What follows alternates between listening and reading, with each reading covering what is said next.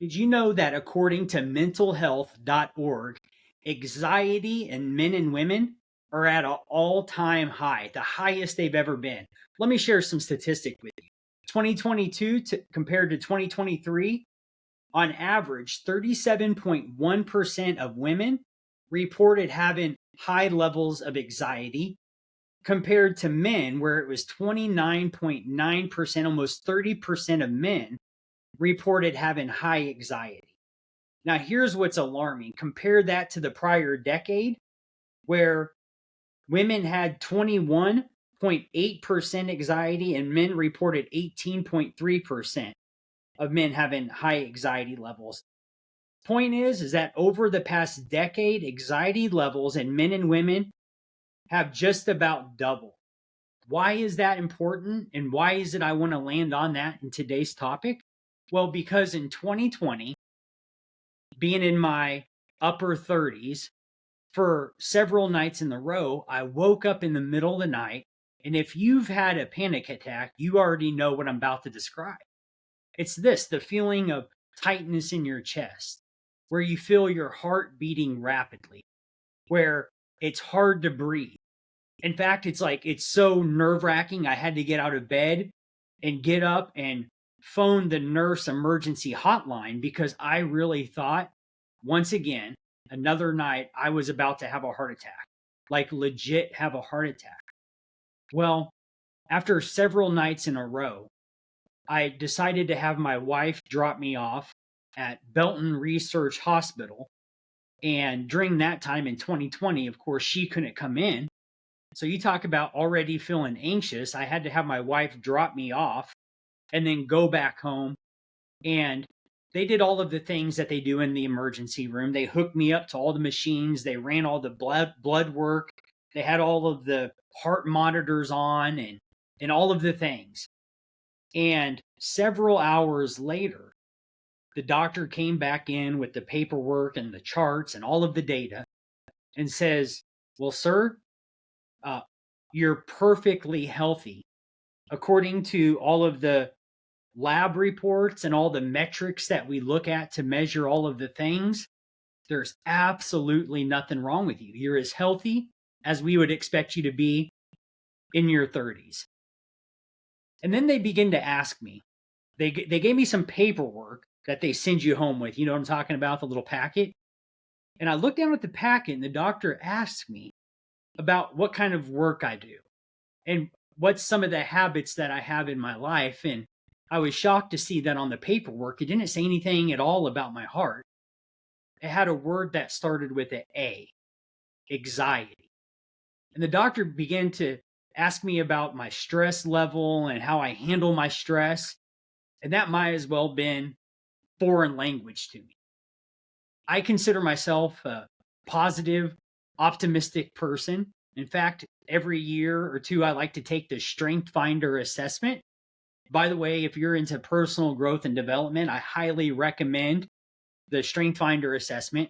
And year after year, for about the past decade, guess what my number one strength is? Positivity. I consider myself a positive person, meaning that when I think about the future, I paint good pictures in my mind. I imagine good things coming towards me, good things happening for those that I love and care about. That's just where my mind goes. And so, as you can imagine, I was shocked by the doctor sharing with me that all was well and began talking to me about anxiety. Now, if you clicked on this video, I know that you have a reason for watching it. And maybe what I described with having the classic panic attack of a heaviness in your chest, the rapid heartbeat, and all of the things that indicate that you're having a heart attack, you know exactly what I'm talking about already. By the way, it's not tied to a certain hour of the night. That's just when it was happening more frequently for me. In fact, I wrote it off prior to going to the hospital until I had another significant thing happen. So the first significant thing that happened was the doctor's report. The next thing that happened is my father up in Toronto, Canada. I called him about 1 or 2 times every other month. And I happened to call him, and I was just asking him the regular questions about how he's doing, how's work going, those things. And he began to share with me that something unusual has been happening in his life. And he went on to describe exactly what I described to you, the heaviness in my chest, feeling like my heart was racing, hot and cold flashes, feeling like a legit heart attack was happening. And he shared with me that he was experiencing that in the middle of the night. And I thought, that is just the craziest thing ever. Here it is, my dad, all the way in Toronto, Canada, thousands of miles away. And here I am in the Kansas City area, and he had no clue about what I've been experiencing. And so I thought to myself, man, something is going on here. I want to get to the bottom of this. And so today I want to offer you, I'm not a medical doctor. I have no degrees or no background, no expertise when it comes to medical knowledge. That's just full disclosure. In fact, I would say that if you think you're having a heart attack, hang up and dial 911, right? And yet, maybe you could relate to the feelings that I'm describing with having a panic attack. I want to share with you, after much research and much digging by asking trusted friends and people I went to church with, and after researching it on the internet, I want to share with you some of the resources that I found that really helped me begin to change my thinking. Because I believe that fundamentally, that all change starts with awareness. And so the one goal that I have in our conversation today is that you would have a different level of awareness around anxiety, where it comes from, and some things that you can begin to consider doing differently that could change the feeling being produced in your life on a heart level. In fact, I want to cut to it. The one resource that I found that was extremely helpful was, well, number one, the Bible. In fact, in Philippians, I have it pulled up on my phone. It's the verse that you may or may not be familiar with. That's from Philippians 4, 6 through 7, chapter 4, verse 6 through 7. It says this, I'll read it to you. Be anxious for nothing. Boy, already that begins to challenge me, right? It's like, you don't know my list. You don't know what's going on in my life. And yet already it says, be anxious for nothing, but in everything by prayer. That sounds like a good Christian answer, right? Hey, don't worry about it, pray about it. And yet be anxious for nothing, but in everything by prayer and supplication with thanksgiving, let your requests be made known to God, and peace of God, which surpasses all understanding, will guard your hearts and minds through Christ Jesus. And so when I did a word search on the word anxiety, that's the very first verse. Number one, that came to my mind, and number two, that I actually double clicked on to read more about. So I would encourage you to check that one out. I met up with a good friend of mine named Josh, and I can't recall exactly how I got connected to him and opened up about me having panic attacks for the first time in my life. But we landed at a Panera coffee shop, and I was just full transparency with him, sharing and like, hey, Josh, this is what's going on. And he was the first person that I remembered that was like, Chris, I completely understand. I too know what it's like to have that feeling. And of course, I got real curious and I started asking him some questions. And he ultimately pointed me to a book that's by Jon Gordon. Short, easy read, as most of Jon Gordon's books are. And the book is called The Garden. And there's a few things that I want to share with you that I discovered that really helped me think differently about what was going on and really gave me something to grab a hold of to actually start really thinking differently. That really started to make a difference in my life.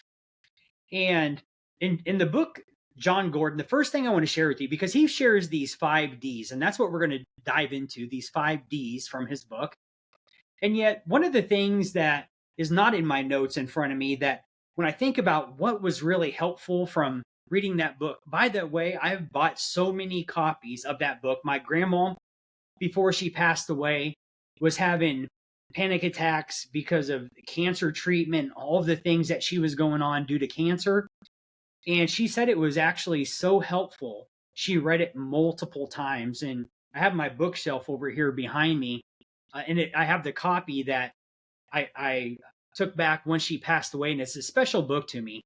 And so I just want to encourage you to perhaps pick up a copy. I'll share the link of Jon Gordon's book because he just simplifies it. The first thing that I learned from Jon Gordon is that I'm not responsible I don't control the first thought I think. I don't control the first thought I think, but I control what I do with it next. I control the second thought. Have you ever had it where you have the most crazy, random, you would never actually do it? Oh my gosh, where did this thought come from? Just pop in your mind out of nowhere. Well, that's happened to me many of times, as I'm sure it has you over the years. So just imagine you have this crazy random thought that it's nothing you would actually do, but pop, boom, it just pops in your head out of what seems to be nowhere. What I learned from Jon Gordon is that there's three places that thoughts can come from. Number one, we could have our own thoughts, right? We have the freedom to think about whatever we choose to think about. Number two is that if we believe in God, which I do, we could have a thought that actually is from God. So that's the second thought, our own thoughts. Second thought's a thought from God. Then obviously, if I believe in God, there is an enemy. One of my verses, my word for 2025 is thrive. And so the verse that's my staple verse that I'm clinging on to this year is John 10:10. It says, I've come that you may have life and have it to the fullest. Let me back up. Before that, it says, the enemy comes not, but to steal, kill, and destroy. Then it goes on to say that I have come that you may have life and have it more abundantly, bubbling over, running over. That's the verse that I'm clinging on to this year. Why am I mentioning that verse? Is because if we believe in God, then there is an enemy that's mentioned in the Bible. That's the third thought. We could have thoughts from the enemy that's looking to steal, kill, and destroy. That is his mission in our life. Number two, we could have a thought that's perhaps from God. And then the first one is we could have a thought that is from ourselves. So the first thing when it comes to thoughts that freed me up is realizing not every thought I think comes from me. And so think about it. If the thoughts that you're thinking, do they give you peace and joy? Or do they give you anxiety, depression, heaviness, all of those types of things? It's a little bit of a filter, if you will, to really start processing where the thoughts come from. Now, why do thoughts matter?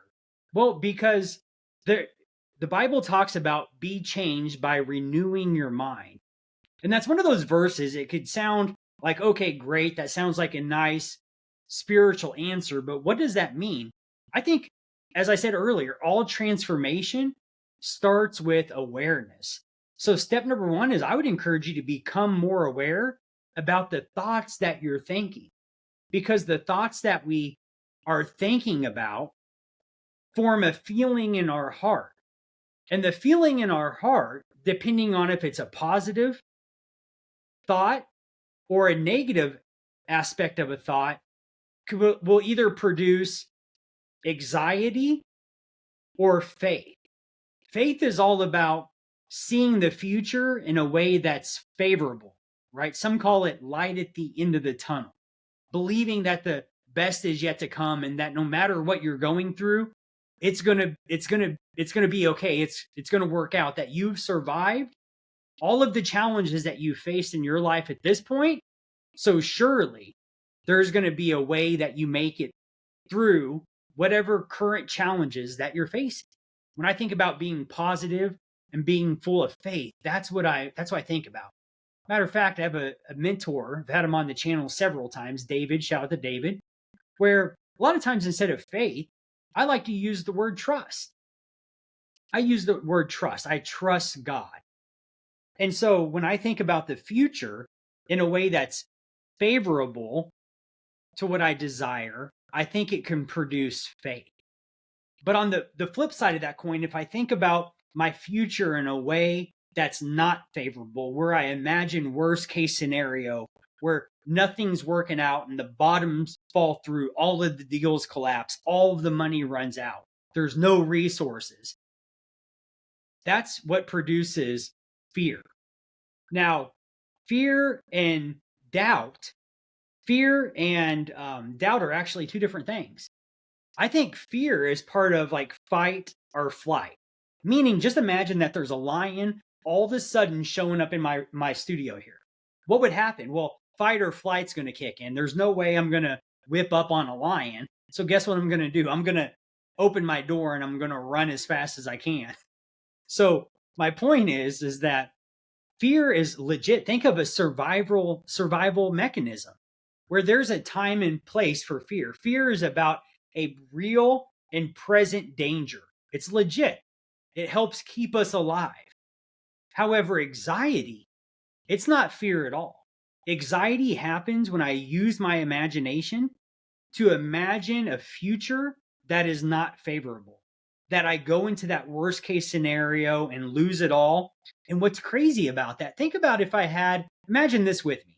If there really were a lion in your room right now, what symptoms, think about the physiology of your body, what would happen on the inside of you? Well, there's all kinds of hormone things that would happen, right? We would have fight or flight kick in. We would probably have cortisol. We'd have adrenaline, and all of the chemical things that I don't even claim to understand would happen inside of our body. Panic would set in. Our heart would start racing. Like I feel it right now. I don't know if you feel it with me, but if you just imagine a lion is actually in the room, your heart's racing and you're going to either fight or you're going to run. That's what's going to happen. Fight or flight. All of the things are kicking in. That's survival. Now, what's crazy about that, with no lion in the room, we could imagine the lion being in the room. And I could look at my Garmin watch and, my heart rate is usually around 56 beats per minute or lower. And right now it's at 81. Now it might be because I'm sitting in front of a camera. That could produce a little bit of anxiety or uncomfortableness. And yet maybe it's because I'm actually imagining a lion in the room. Chris, what's your point? My point's this, is that we could use our mind to imagine a negative outcome, and it actually in our body will produce all of the things as if it was really happening in our life. That's what anxiety does. Anxiety will rob us of the energy required to actually move forward in life in a productive way. So really, anxiety can be a thief, or is a thief, because it will take the current energy that we have and put it towards something that's imaginary in our mind in a negative, unproductive way. So that's one of the main things that I learned from Jon Gordon in his book, The Garden, is that there's three places fear comes from, and that fear left unchecked, meaning just unattended, all by itself, could become anxiety, which produces fear and anxiousness in my heart and will rob me out of the energy needed to actually move forward. One of the things that I wrote down in my notes that I just dropped is this: doubt is a feeling of anxiety, and faith is this. I got this from my mentor, Myron Golden. Shout out to Myron Golden. Faith will produce a feeling of anticipation in your heart. And I'll get the energy I need when I expect an outcome that's desirable to me. I'm going to read that one more time. Faith will produce a feeling in my heart of anticipation, and it'll give me the energy I need when I expect something that is desirable to me. So anxiety will rob us of energy, and faith will produce anticipation and anxiety. Doubt can create anxiety in our heart, which will rob us. I would love to hear from you right now. I know I've thrown a lot at you, and if there's one thing that's resonated with you right now, Drop it in the comments wherever you're watching this. I'll reply back. I'd love to hear from you. So the next thing that I want to share with you is the 5 Ds that Jon Gordon talks about in his book. However, before I get to those, I love one-liners, real simple, powerful things that are short that you put on a bumper sticker that are impactful. I don't have bumper stickers, and yet what I mean by that is they're short statements that are easy to remember. And Jon Gordon, in his book, he says that human beings, that we are created to endure challenging, difficult things. That's not what takes us out as human beings. What takes us out as human beings is when we get discouraged, defeated, and ultimately depressed, where we don't see light at the end of the tunnel. As soon as we start to lose hope in our future, that's what actually takes people out. But as human beings made in the image of God, we're actually created, we're hardwired to endure challenging things. Okay, now let's get into the 5 Ds. The first one is doubt, the uncertainty and lack of confidence that can prevent you from taking action. I know this firsthand as a result of being a business owner, because that's the world I run in as an entrepreneur. That doubt, what happens is when doubt sets in, it uses anxiety it's just like an anxiety. It uses my energy to create a lack of belief, a lack of confidence that will actually prevent me from taking action. So if I get to a place that I'm feeling anxious, I could just be sitting there and my mind starts to drift. And if I just leave it alone, it's going to drift to a place of anxiety. But the good news is I can tell my mind what to think about. We control that second thought, right? That I could say, oh no, I'm not going to think about that. I'm going to think about this. In fact, there's a verse where the Bible talks about, hey, think about these things, whatever's true. I think it's the verse that is used oftentimes in wedding ceremonies, right? Is it 1 Corinthians 13, 10 or 13, where it's, whatever's true, whatever's noble, whatever's good, and, think on these things. I'll put that in the description. And yet what happens is doubt will cause us now not to take action. And oftentimes anxiety comes from a result of not doing what I know I need to do. So for example, I'm in the real estate business, and I know if I'm not proactively lead generating by picking up my phone and reaching out to my people, calling to check on them, see how they're doing, seeing if there's anything I can help them with. If I'm not actively doing the right things in my life, that could produce anxiety because internally I know I'm not doing what I need to know or what I need to do.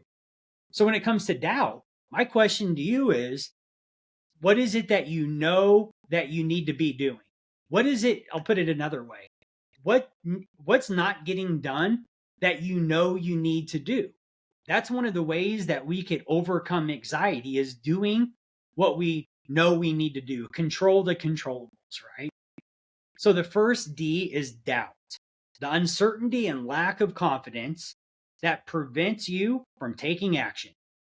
Oftentimes, taking action is where the magic happens. It's about progress, not perfection. The next D is distortion. Distortion, misinterpretations, and negative perceptions that can obscure reality and hinder progress. So it's going to be not seeing things as they actually are. And it's going to be focusing on the negative side of things. Think about this. Something happens. There's a fact. There's a fact. So, for example, let's just make one up. I have a flat tire. I have a flat tire. That's, if I put a frame around that fact, the frame, what does a frame do? It brings something into focus, just like me on your screen right now. The frame, how I'm centered, hopefully causes you to lean in and focus on me. So a fact, something happens. You have a flat tire, not me, you. You have a flat tire, and that's a fact. And there's two aspects of once we put a frame around that fact, there could be a positive aspect and or a negative aspect. Well, it's important what we choose to focus on because that's going to make a difference in our mind. That's either going to produce the feeling of faith or the feeling of doubt. Are you tracking with me on that? I know I'm using quite a bit of words to make my point right now. And yet my point is that life happens. We put a frame around it. That's going to be our focus. And there's always going to be a temptation to focus on a negative aspect of it or a positive aspect of it. So when it comes to distortion, obviously distortion is in a negative content when it comes to this. And so just think of that as going to be focusing on the negative aspect of getting the flat tire in this situation. The challenge is if I only focus on that one side of the coin of the negative aspect, it's going to distort my perception. So a wise move is to be think about, okay, well, what's the positive of this? It's the law of polarity. There's two sides of everything, right? You're never going to see a one-sided piece of paper, a one-sided phone, a one-sided piece of bread. There's always two sides of everything. So there's a negative aspect and a positive aspect. So distortion happens when I get hyper-focused on the negative aspect of the fact. The next thing that could happen is discouragement. You know, I think about this. The Bible says hope deferred makes the heart sick. And that's for the best of us, right? So all of us have a limited amount of time before we start to get discouraged, where we feel a feeling of hopelessness. You know, somebody that comes to my mind right now it's Viktor Frankl, Man's Search for Meaning, where he talks about he was a student of people. I'm not going to get into Viktor Frankl's story. Check out his book, Man's Search for Meaning. It's a classic. It's one of the best books to unpack a survivor of the Holocaust. I mean, an incredible, beautiful story. The reason I bring him up is because he noticed he studied people before he was in the Holocaust or before he was captured by German soldiers as a profession. That's what he did. And then once again, he continued to study people when he was in a concentration camp. So just imagine, I'm sure you've seen the photos and the videos where the men and women and children they were beaten, tortured, killed. The most terrible circumstances that I could ever imagine any human being facing. So terrible, it's hard to imagine that it actually happened. And it wasn't even 100 years ago. So with discouragement, he noticed that there was a pattern that separated people that survived and the people that died. And it was this, that the people who didn't give up and die, they had a hope of getting connected to family members and friends again. They had a hope for getting back to their community with the people that they knew and their profession that they enjoyed. They imagined the future in a way that was favorable, and it gave them a hope not to give up compared to the people that just laid there and died because of desperation and hopelessness. Chris, what's your point? It's this. Discouragement is the feeling of hopelessness or defeat that can drain motivation and energy. What's discouragement going to do? Even if we consider ourselves positive, it will drain us of motivation and energy, and we'll have a feeling of hopelessness and defeat, and ultimately we will give up. So the other thing when it comes to anxiety that we have to watch out is doubt, distortion, and discouragement, the last one that I mentioned. Excuse me. By the way, with each one of these, I would recommend that you go on your journey of figuring out what these words mean to you. Define them yourself. Matter of fact, as we discuss these 5 Ds, if there's one that relates to you, drop whatever one it is in the comments and let me know. Would love to hear from you. And the next one, so far to recap, we have doubt, we have distortion, we have discouragement. The next one is distraction. Boy, this is a big deal. One of my favorite books about focus? Well, there's two that come to mind right now. The first thing is written by Gary Keller, and it's called The One Thing. And I love the opening statement right in the beginning. I did my hands in a V shape like this, Ying off, because before the book even starts, when you open it up, it's the Chinese proverb of the rabbit. And it shows a little footprints and it shows a rabbit. And it says that if you try to chase two rabbits, you will catch neither. And the book, The One Thing, then also a classic by Stephen Covey. It's called First Things First, where he talks about focusing on the big rocks. And then you have the difference between glass balls and bouncy balls. I'll let you read those on your own time. And yet, it's so easy to get distracted.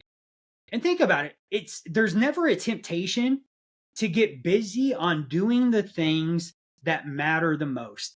Meaning, by a result of being busy and having all the things happen, I don't just stumble on a date night with my wife. I don't end up having quality time with my children and quantity, meaning an amount of time with my children. My point is that we never by default or accident are going to end up having thriving relationships, thriving business, thriving health and fitness. That's just not going to happen. The distractions actually pull us away from the most important things. And so Stephen Covey in his book, First Things First, he mentions these glass balls. And these are the things that are fragile. They're fragile. That's a new word. They're fragile and they're breakable, meaning if you drop them, they break and shatter and the damage is done. There's no repairing it. So think about relationships with family members, spouses, children. Those are fragile. They're important. If we mess those up, the memories could be there. They can't be erased, right? Whereas if you have bouncy balls, think about those as the less important things. All the phone calls, the emails, all of the bells and whistles on these things. That it's distraction. Anything that diverts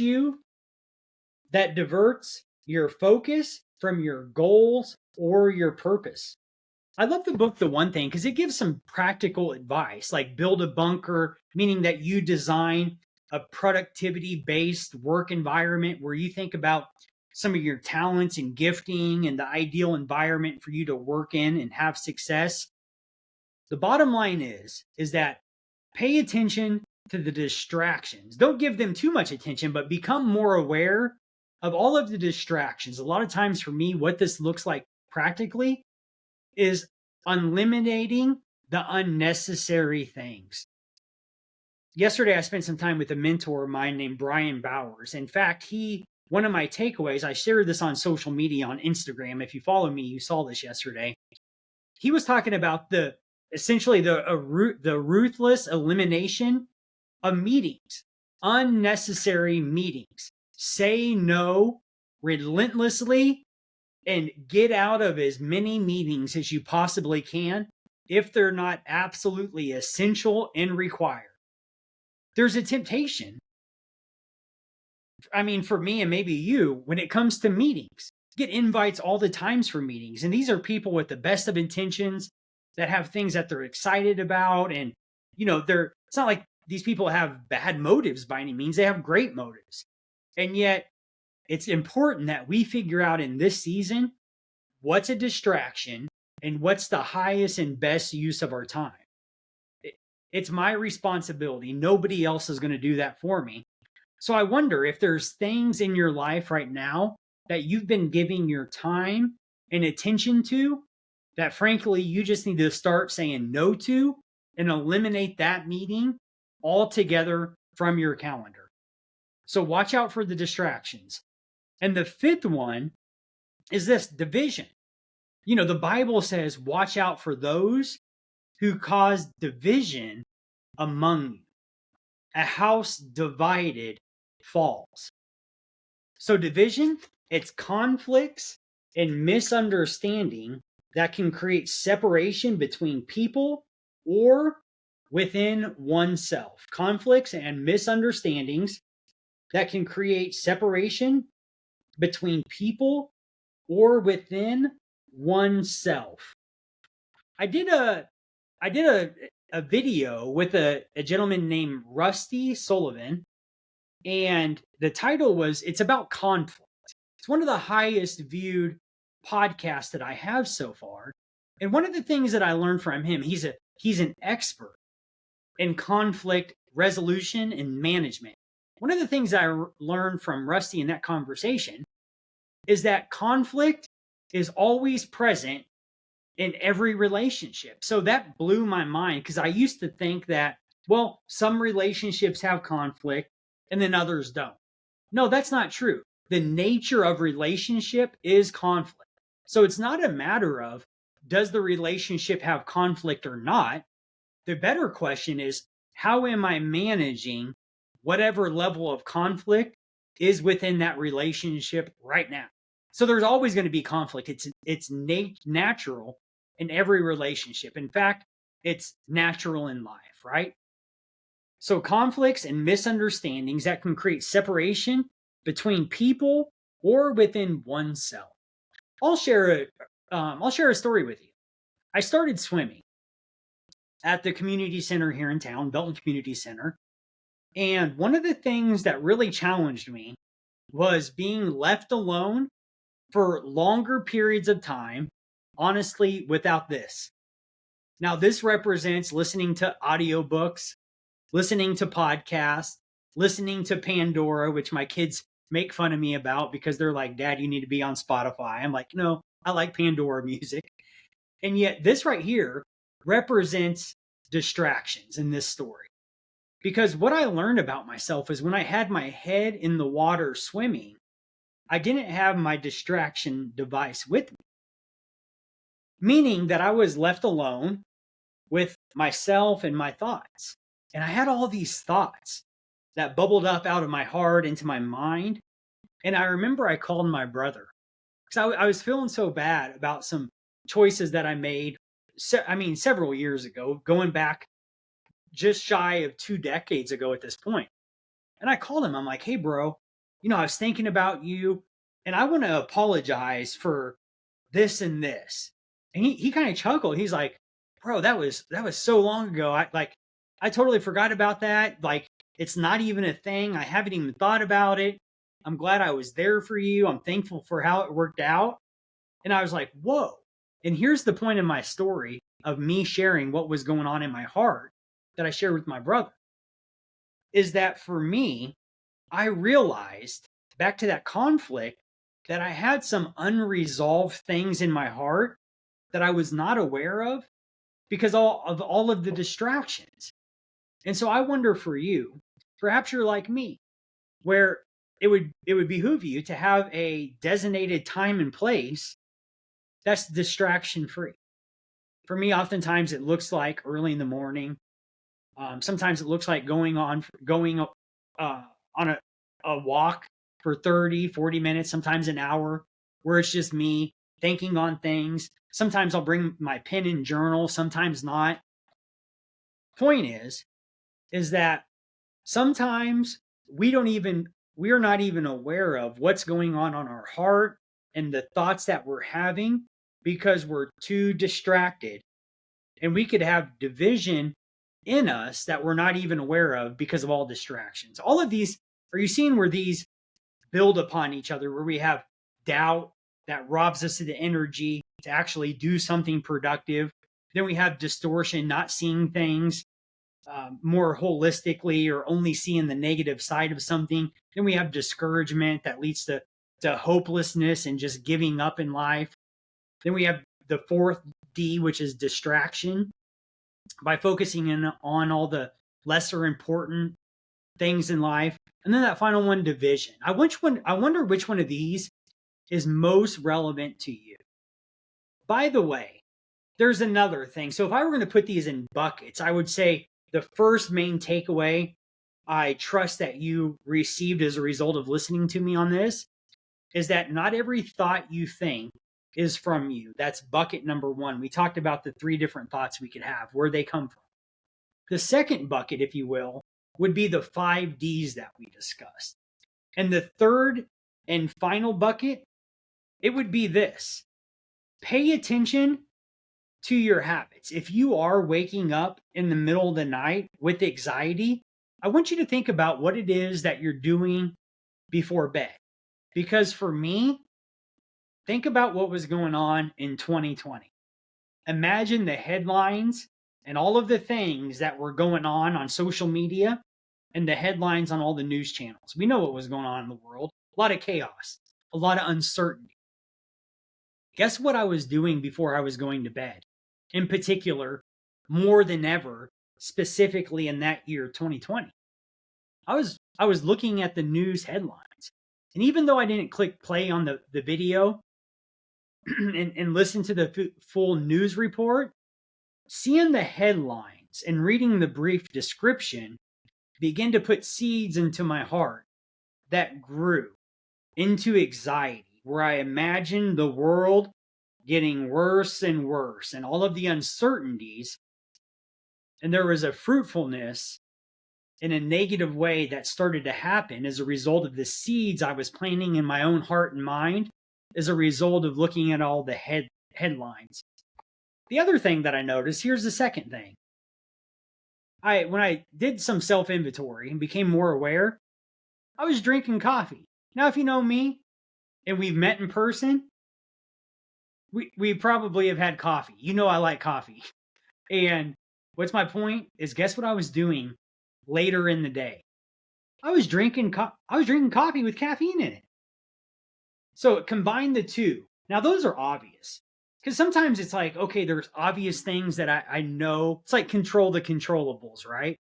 Trust God for the things I can't control, but definitely make sure that I can control the controllables.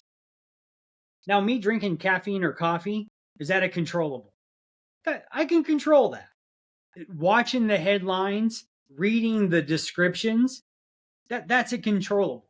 So I cut out those two things. And I realized that not every thought I was thinking was mine. I needed to be intentional about what I was thinking about. So I want to ask you this. What are you listening to? Who are you listening to? I want you to do some self-inventory. Think back over your past 24 hours, maybe even today. What have you read? What words have you seen on paper or on social media? What have you what videos have you watched? What photos have you seen? Think about that, because they're doing one of two things. What you see with your eyes is going to produce either doubt or it's going to produce faith in your heart. The second thing is going to be, what are you listening to? Think about audiobooks, podcasts, family and friends, the break room at work, meetings that you're in, conversations that you have in passing. What have your ears listened to recently, and what kind of seeds are those planting in your heart and mind? Because I can tell you this, what we watch with our eyes and what we listen to with our ears is planting seeds in our hearts and minds that's going to produce a fruitfulness in our life. And it's going to produce one of two things. It's going to produce doubt, or it's going to produce faith. One of my favorite sayings is, fear or faith, you choose. I would say it this way: doubt or trust, you choose. And how you choose is by who or what you listen to and who or what you watch. Another one of the things that I have found helpful, it's something I learned from my triathlon coach, Doug. It's this: calm down, breathe, and keep swimming. That's what he would told me in the context was swimming in water, but I think the principles absolutely apply to any time that I feel a high level of anxiety. Calm down, breathe, become aware of my breathing, deep breaths in and out, and keep going in life. The other thing is, getting up and physically moving. I found that like physical exercise, whether it's weights, whether it's running, walking, biking, or swimming, having something that I do daily that is physically demanding of myself, I really believed has helped me manage anxiety in a healthy way. So I would ask you this: is there a habit that you have or don't have that maybe you could or should have when it comes to taking care of your physical body that can help you manage anxiety? Maybe it's going to the gym or having a workout class or a coach. I find like physically doing something actually helps put my mind at ease. I appreciate you tuning in. If you've stuck with me this long, drop in the comments below, I finished. That's impressive. I appreciate you. I trust that something has been helpful. And by the way, the statistics that I shared all the way in the beginning are from mentalhealth.org if you choose to check those out. By the way, 9 out of 10 subscribers have, or 9 out of 10 viewers of my channel have not hit the subscribe button. So if you've watched this long, hit the subscribe button and give the video a thumbs up, and we'll see you next time.